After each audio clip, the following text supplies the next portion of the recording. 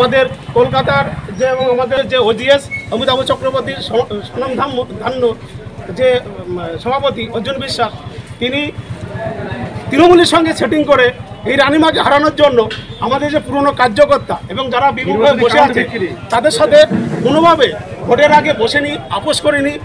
একটা ভোট, একটা লোকসভা লড়াই করতে গেলে সবার একমত হয়ে লড়াই করতে হয়, তবে একটা জায়গায় জিতা যায়। কিন্তু এই অর্জুন বিশ্বাস টাকা তছরুপ করার জন্য তিনি না কোনো পুরনো কর্মী, না নতুন কর্মী যারা বিমুখ হয়ে বসে আছে তাদের সঙ্গে রানিমার দেখা পর্যন্ত করতে দেয়নি। ওনার একটাই প্রতিবাদ মতদ্বন্দ্ব ছিল যে করে রানিমাকে হারাতে হবে।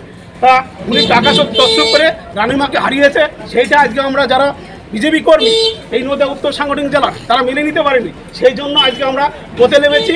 তার মূল কারণ হলো এই দুর্নীতিবাজ জেলা সভাপতি অর্জুন বিশ্বাস এবং আমাদের রাজ্যের ওজিএস অমিতাভ চক্রবর্তীর আমরা 24 ঘন্টার মধ্যে অবসরণ চাই। সেই জন্য আজকে মূলত আমাদের এই পথে নামা। আমি কাউকে কিছু বলতে চাইনি, তবে যার নামে অ্যাকাউন্ট বা যার আছে সেগুলি তো তার কাছে থাকা বাঞ্ছনীয়।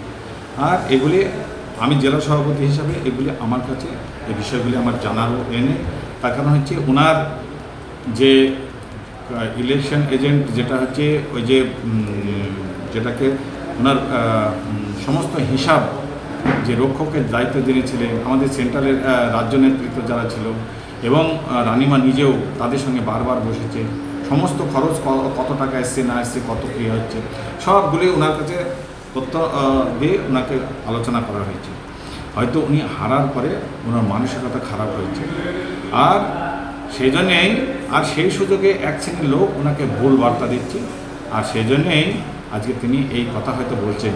তবে আমার মনে হয় আরেকবার বলছি, আমাদের সঙ্গে বসে আলোচনা করলে ওনাকে এই বিষয়গুলি যখন ডিসকাস করা হবে তারপরে হয়তো উনি আর বলবেন না। বিজেপি দল সারা বছর মানুষকে হয়রানির শিকার করেছেন, মানুষকে আতান্তরে ফেলেছেন।